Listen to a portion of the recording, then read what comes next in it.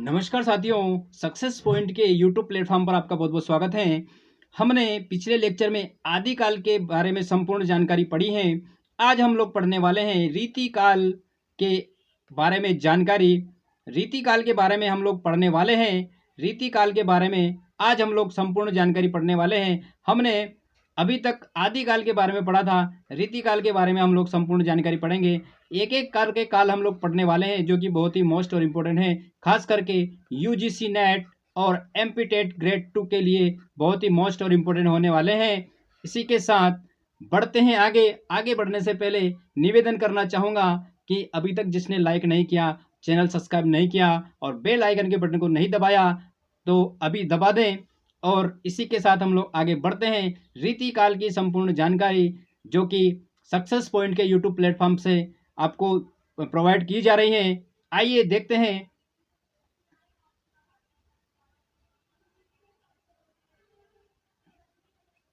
हिंदी साहित्य में रीतिकाल का तीसरा क्रम है। हिंदी साहित्य में रीतिकाल का तीसरा क्रम है। इसे उत्तर मध्यकाल भी कहा जाता है। तो प्रश्न बनता है कि रीतिकाल को क्या कहा जाता है। तो रीतिकाल को जो कि उत्तर मध्यकाल के नाम से भी जाना जाता है। रीतिकाल को उत्तर मध्यकाल के नाम से भी जाना जाता है। रीतिकाल का समय 1650 से 1850 माना जाता है। जो उनका जो समय माना जाता है वो 1650 से 1850 के बीच माना जाता है। 1650 से 1850 के बीच माना जाता है। आचार्य रामचंद्र शुक्ल ने रीतिकाल का समय 1700 से 1900 स्वीकारा है। आचार्य रामचंद्र जी शुक्ल हैं, उन्होंने 1700 से 1900 के बीच का समय स्वीकारा है। रीतिकाल में श्रृंगार परक रचनाएं अधिक हुई हैं। श्रृंगार परक रचना अधिक हुई हैं। प्रश्न आता है कि रीतिकाल में किसकी रचनाएं अधिक हुई हैं। तो श्रृंगारिक रचनाएं बहुत ज़्यादा हुई हैं। इसका मुख्य कारण था तात्कालिक समय का परिवेश। इसका जो मुख्य कारण क्या था? तात्कालिक समय का परिवेश, राजा, नवाब और सामंत लोगों का वर्चस्व। इस काल में राजा, नवाब और सामंत लोगों का वर्चस्व रहा है। तत्कालीन कवि भी काव्य में रचनाओं को अपनी जीविकोपार्जन के लिए स्वीकार करते थे। कवि जो होते थे अपने जीविकोपार्जन के लिए, मतलब अपने जीव को चलाने के लिए राजाओं के आश्रय रहते थे। अतः आश्रय रहते थे।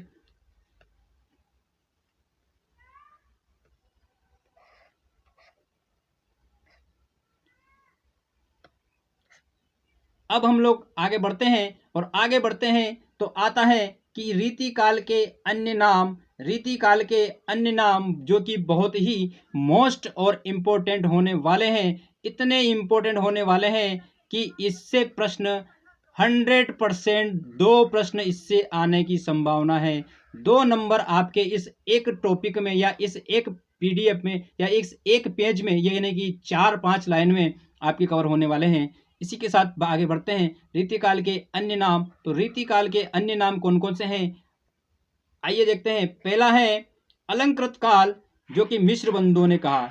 रीतिकाल को अलंकृत काल किसने कहा? मिश्र बंधुओं ने अलंकृत काल कहा। अलंकृत काल किसने कहा? मिश्र बंधुओं ने कहा।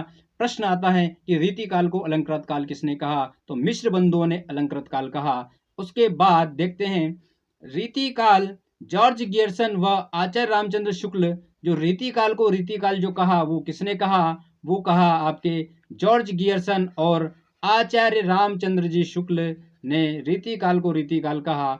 इसी के साथ आगे हैं, अगला है कि श्रृंगार काल किसने कहा? रीतिकाल को श्रृंगार काल किसने कहा? तो रीतिकाल को श्रृंगार काल विश्वनाथ प्रताप मिश्र जी ने कहा। विश्वनाथ प्रताप मिश्र जी ने रीतिकाल को श्रृंगार काल कहा। आचार्य विश्वनाथ प्रताप मिश्र जी ने रीतिकाल को श्रृंगार काल कहा। इसी के साथ आगे बढ़ते हैं। आगे आता है कि कलाकाल किसने कहा? कलाकाल, रीतिकाल को कलाकाल किसने कहा? तो रीतिकाल को कलाकाल रमाशंकर शुक्ल व भागीरथ मिश्र जी ने कहा। रमाशंकर शुक्ल व भागीरथ मिश्र जी ने रीतिकाल को कलाकाल कहा। रीतिकाल को कलाकाल कहा। इसमें से 2 प्रश्न 101% एग्जाम में आने की संभावना है। आपके 2 नंबर इसमें से कंप्लीट होने वाले हैं, जो कि बहुत ही मोस्ट और इम्पोर्टेंट हैं। इसी के साथ आगे बढ़ते हैं। आगे बढ़ते हैं और आगे आता है आपका कि रीतिकाल की प्रमुख प्रवृत्तियां, आगे आता है आपका रीतिकाल की या रीतिकालीन प्रमुख प्रवृत्तियां, रीतिकालीन काव्य की प्रमुख प्रवृत्तियां, आगे आता है कि रीतिकालीन काव्य की प्रमुख प्रवृत्तियां कौन कौन सी हैं। इससे भी प्रश्न पूछे जाते हैं, प्रश्न बनते हैं। आइए देखते हैं। पहला पॉइंट, लक्षण ग्रंथों का निर्माण का इतिहास इस काल की प्रमुख प्रवृत्तियां हैं। कहने का मतलब है कि लक्षण ग्रंथ की प्रधानता इस काल में बहुत ज़्यादा देखने को मिलती है।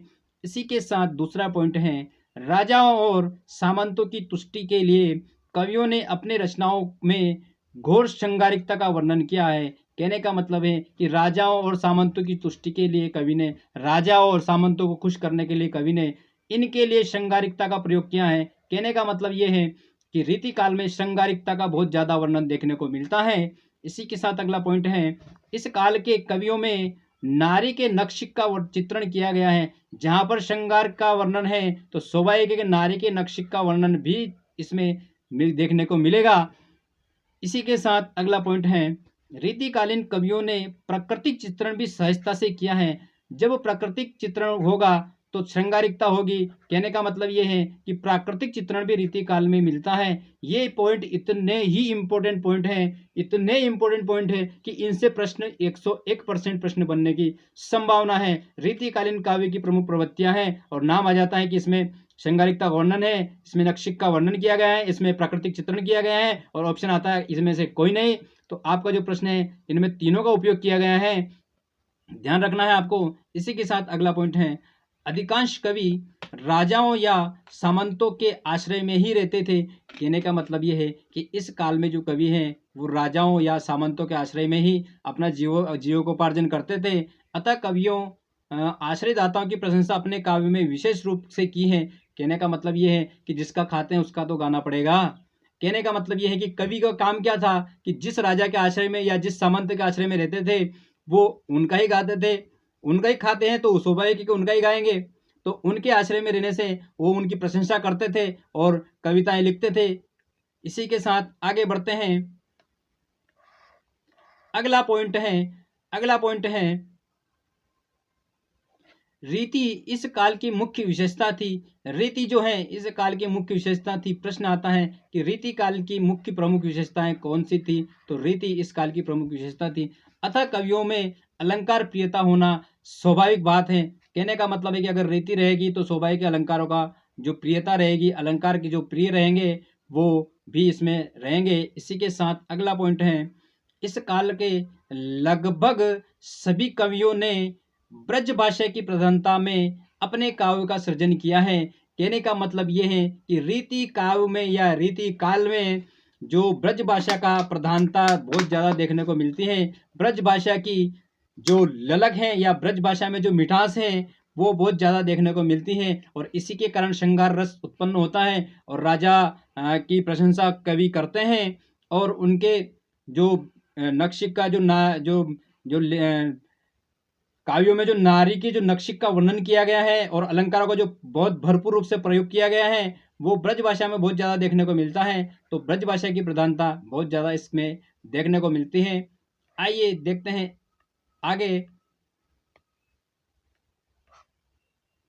आगे आता है कि हिंदी में रीतिकाल के साहित्यिक कवियों का वर्गीकरण आता है और बहुत ही इम्पोर्टेंट वर्गीकरण है। ये जो चार्ट आज का जो टॉपिक है इतना इम्पोर्टेंट टॉपिक है, इसमें से प्रत्येक पेज से एक या दो प्रश्न बनने की बहुत बहुत ज़्यादा संभावना है। आइए देखते हैं रीतिकाल के साहित्य व कवियों का वर्णन। रीतिकाल के साहित्य और कवियों का वर्णन है। रीतिकाल के साहित्य और कवियों का वर्णन है। रीतिकाल में देखते हैं कि क्या क्या साहित्य है, क्या कैसे कैसे इसको डिवाइड किया गया है। ये जो पेज है पेज नंबर 18, यानी कि इस पेज से ये पेज बहुत ही आईएमपी पेज है, इससे अधिकतर प्रश्न बनते हैं।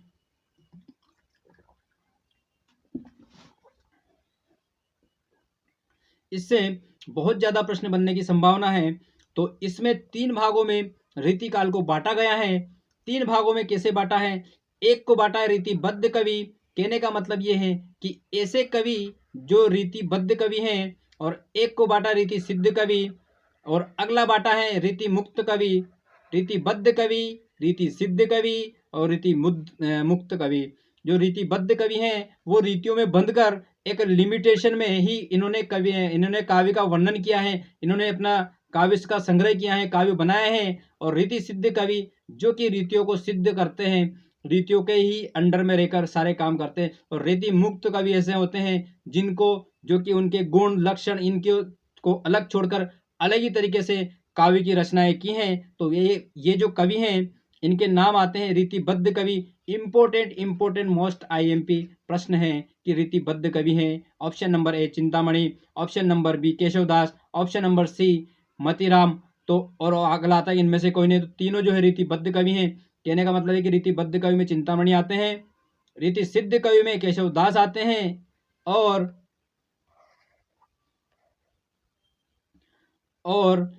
रीतिबद्ध कवि में मतीराम आते हैं और देव आते हैं, पद्माकर आते हैं और भिखारी दास आते हैं और एक और लास्ट हैं ग्वाल कवि आते हैं। ग्वाल कवि भी इसी में आते हैं और भूषण भी इसी में आते हैं। ये हुए आपके रीतिबद्ध कवि जो कि रीतियों में बंधकर जिन्होंने रचनाएं की हैं। इसी के साथ रीति सिद्ध कवि की रीतियों को किसने सिद्ध किया है और आता है आपका बिहारी जी रीति सिद्ध कवि हैं और रसनिधि रीति सिद्ध कवि हैं और नृपशंभु जो कि रीति सिद्ध कवि हैं और नेवाज जो कि रीति सिद्ध कवि हैं। और रीति मुक्त कवि में आते हैं आपके घनानंद, अगले आते हैं आलम, ठाकुरदास, बोधा और द्विजदेव। ये रीति मुक्त कवि हैं। और ये जो चार हैं ये रीति सिद्ध कवि हैं। तो ये रीति मुक्त और रीति सिद्ध और रीतिबद्ध कवि के से संबंधित बहुत ही मोस्ट और इम्पोर्टेंट चार्ट हैं जो कि इतना इम्पोर्टेंट है कि हर एक एग्जाम में इससे प्रश्न देखने को मिलता है। हर एक एग्जाम में रीतिबद्ध, रीति सिद्ध, रीति मुक्त कवियों के से प्रश्न देखने को मिलता है। अगर आप चाहें तो इसका स्क्रीनशॉट ले सकते हैं और बहुत ही मोस्ट और इम्पोर्टेंट चार्ट हैं। इसी के साथ आगे देखते हैं, आगे हम लोग बढ़ेंगे और आगे बढ़ने पर पता चलता है कि हम लोग इसके डिटेल रीतिबद्ध, रीति सिद्ध, रीति मुक्त इन सब का डिटेल हम लोग पढ़ने वाले हैं जो कि बहुत ही मोस्ट और इम्पोर्टेंट होने वाला है। इतना इम्पोर्टेंट होने वाला है कि प्रश्न बनते ही बनते हैं। आइए देखते हैं रीतिबद्ध कवि। रीतिबद्ध कवि के बारे में हम लोग डिटेल पढ़ने वाले हैं। रीतिबद्ध कवि देखते हैं। इस पद्धति में लक्षण ग्रंथों की रचना के साथ साथ उदाहरण व व्याख्या की परिपाटी को अपनाया गया है। अतः इस काव्य धारा में काव्य को रीति काव्य कहते हैं और इस परिपाटी को जिन रचनाकारों ने निर्वाह किया है उसे रीतिबद्ध कवि कहते हैं। कहने का तात्पर्य यह है कि इस काल में काव्यांगों के लक्षण लिखकर उदाहरण भी प्रस्तुत किए गए हैं और इनकी रचनाओं में अलंकारों का भी प्रयोग अन्य काव्यांगों की तुलना में अधिक हुआ है। इस पद्धति के कवियों को की जो भाषा है वो भाषा ब्रज भाषा है कि जो उदाहरण है वाक्य हैं इनको डिटेल में किया गया है, इनमें अलंकारों का ज्यादा से ज्यादा प्रयोग किया गया है और रीतिबद्ध कवि कहलाए हैं, रीतिबद्ध कवि कहलाए हैं। और आगे आते हैं आपके रीतिबद्ध कवि के प्रमुख कवि। तो रीतिबद्ध कवि के जो प्रमुख कवि हैं हमने पहले भी पढ़ चुके हैं। रीतिबद्ध कवि के प्रमुख कवि पहले ही दिया गया था कि चिंतामणि जो होते हैं वो रीतिबद्ध कवि के पहले कवि हैं जिनका जन्म हुआ था 1609 ईस्वी में और मृत्यु हुई 1685 में। आइए देखते हैं चिंतामणि का जन्म उत्तर प्रदेश के फतेहपुर जिले में गोंडा जहानाबाद में हुआ है और राजा हमीर के कहने पर ये तिंकवापुर आकर बस गए। इनके कुल में 9 ग्रंथ स्वीकारे गए हैं। इनके जो कुल 9 ग्रंथ हैं वो स्वीकारे गए हैं। रसविलास, छंद विचार पिंगल, श्रृंगार मंजरी, कवि कल्पतुरम और कृष्ण चरित्र और काव्य विवेक और काव्य प्रकाश एंड कवित्व विचार और रामायण। ये जो 9 हैं इनके 9 ग्रंथ स्वीकारे गए हैं। चिंतामणि जी के 9 ग्रंथ स्वीकारे हैं जिसमें से मोस्ट आईएमपी कवि कल्पतुरा यानी कि 14 पॉइंट और काव्य प्रकाश यानी कि 7वां पॉइंट बहुत मोस्ट और इम्पोर्टेंट होने वाला है, बहुत मोस्ट और इम्पोर्टेंट है जो कि एग्जाम में पूछे जाते हैं। आइए देखते हैं आगे। अगला आता है आपका, अगला आता है केशवदास। कवि केशवदास आते हैं।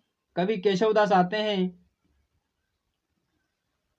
कवि केशवदास का जन्म जो है कि 1555 में 1655 में हुआ था और मृत्यु हुई थी इनकी 1647 में। मृत्यु हुई थी 1647 में और जन्म हुआ था 1555 में। 1555 में केशवदास जी का जन्म हुआ था। इनका जन्म मध्य प्रदेश के ओरछा में हुआ है। केशवदास हिंदी के प्रमुख अलंकारवादी आचार्य माने जाते हैं। जो केशवदास जी हैं वो हिंदी के प्रमुख अलंकारवादी आचार्य माने जाते हैं। इनके अनुसार अलंकारों के बिना कविता नहीं हो सकती है। इनका ये कहना है कि बिना अलंकार के कविता नहीं हो सकती है। जब एक इन्होंने दिया है 2 लाइनें, जपति सुजाति सुलक्षणी सुबरन सरस सुवत्र भूषण बीनु न विराजिए कविता बनिता मित। ये इनकी पंक्तियां हैं जो कि केशवदास जी की हैं। अधिकतर एग्जाम में पूछी जाती हैं कि ये किसकी पंक्तियां हैं। जदबी सुजाति सुलक्षणी सुवर्ण सरस सुरत भूषण बिना न विराजिए कविता वनता मित। ये जो पंक्ति है ये केशवदास जी की पंक्ति है और एग्जाम में पूछी जाती हैं। इसी के साथ केशवदास जी के ने 9 ग्रंथों की रचनाएं की हैं। केशवदास जी ने 9 ग्रंथों की रचनाएं की हैं। रसिक प्रिया, रामचंद्रिका, कवि प्रिया, रतन बावनी, वीर सिंह देवचरित्र, विज्ञान गीता, जहांगीर जस चरिंद्रिका। जो रचनाएं हैं ये IMP मोस्ट रचनाएं हैं। बहुत ही मोस्ट केशवदास जी की प्रमुख रचनाएं हैं। बहुत ही मोस्ट रचनाएं हैं। इनको आपको एक बार देखने की जरूरत है। और आइए देखते हैं अगले कवि आते हैं आपके मतीराम। अगले कवि आते हैं मतीराम। कवि मतीराम जी जो हैं इनका जन्म है 1604 में और मृत्यु हुई 1701 में। मतीराम का जन्म उत्तर प्रदेश के कानपुर जिले में स्थित तिकवापुर में हुआ था। इनके पिता का नाम विश्वनाथ त्रिपाठी था। ये जहांगीर बूंदी के राजा राव भाव सिंह, हाड़ा कुमाऊं के राजा ज्ञानचंद्र और बुंदेलखंड के सौरभ सिंह के आश्रय में थे। इनकी जो रचनाएं हैं वो ललित ललाम, अलंकार पंचशिका, फूल मंजरी और रसराज और सतसई। मतीराम की जो रचना है वो सतसई भी हैं। मतीराम की सतसई भी हैं। सतसई बिहारी की भी सतसई हैं, लेकिन आपको मतीराम की भी याद रखना है। फूल मंजरी बहुत मोस्ट इंपोर्टेंट है। ललित ललाम बहुत मोस्ट और इम्पोर्टेंट मतीराम की रचनाएं एग्जाम में पूछी जाती हैं। आइए देखते हैं अगला। आगे हम देखेंगे कि अगले जो कवि आ रहे हैं, अगले कवि हैं कवि भिखारी दास आ रहे हैं। तो इनके बारे में पढ़ते हैं। इनका जो जन्म है 1721 में हुआ और मृत्यु इनकी ज्ञात नहीं है। इनका जो जन्म है 1721 में हुआ और इनकी मृत्यु ज्ञात नहीं है। अगला है भिखारी दास का जन्म उत्तर प्रदेश के प्रतापगढ़ जिले के ट्योंगा नामक ग्राम में हुआ था। भिखारी दास का मध्यकाल हिंदूपति सिंह के आश्रय में रहा। इनके कुल 7 ग्रंथ हैं। रस सारांश, काव्य निर्णय, श्रृंगार निर्णय, छंदोपर्ण पिलंग और शब्दनाम कोश और विष्णु पुराण भाषा एवं शतरंज शतिक। तो काव्य निर्णय और रस सारांश मोस्ट और इम्पोर्टेंट होने वाले हैं। इसी के साथ अगले कवि हैं आपके अगले कवि हैं भूषण। अगले कवि भूषण हैं जिनका जन्म 1613 में और मृत्यु 1705 में हुई थी। मृत्यु जो हुई थी वो 1705 में हुई थी। भूषण का जन्म उत्तर प्रदेश के गांव में हुआ था। इनके पिता का नाम कानपुर जिले के टिकवापुर गांव में हुआ। इनके पिता का नाम रत्नाकर त्रिपाठी हैं और चित्रकूट के राजा रुद्र सिंह ने इसे भूषण की उपाधि दी। प्रश्न आता है कि इसे भूषण की उपाधि किसने दी? तो चित्रकूट के राजा रुद्र ने इनको भूषण की उपाधि दी। ये मोस्ट इंपोर्टेंट फैक्ट है कि भूषण की उपाधि किसने दी। तो भूषण की जो उपाधि दी है वो राजा रुद्र ने दी है, जो कि चित्रकूट के राजा थे। इनके मूल नाम के विषय में किसी को जानकारी नहीं है। ये छत्रपति शिवाजी और इनके पौत्र साहूजी छत्रसाल बुंदेला आदि के राजाओं के यहाँ रहे हैं।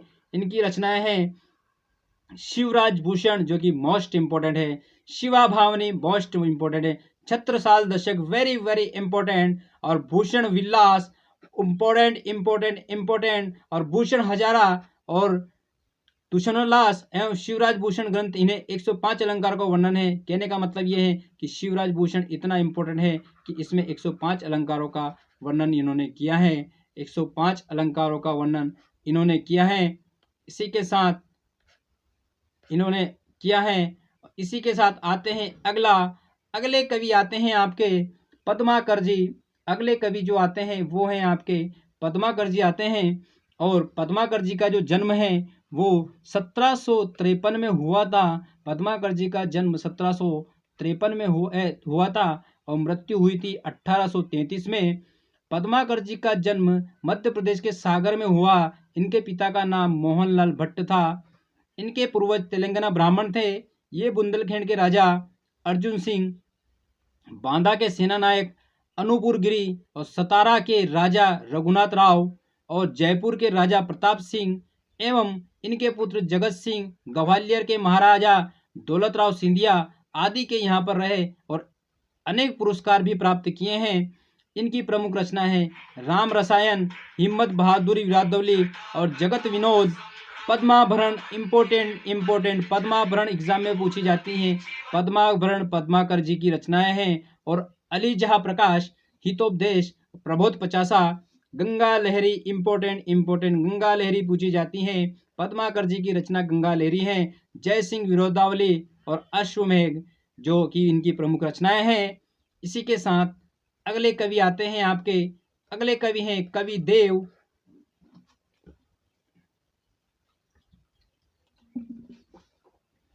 अगले जो कवि हैं वो हैं कवि देव। कवि देव का जन्म जो हुआ वो 1673 में और 1767 में इनकी मृत्यु हो गई। देवदत्त का जन्म उत्तर प्रदेश के इटावा में हुआ था। ये अपने जीवन काल में अनेक राजाओं, नवाबों एवं रईसों के आश्रय में रहे।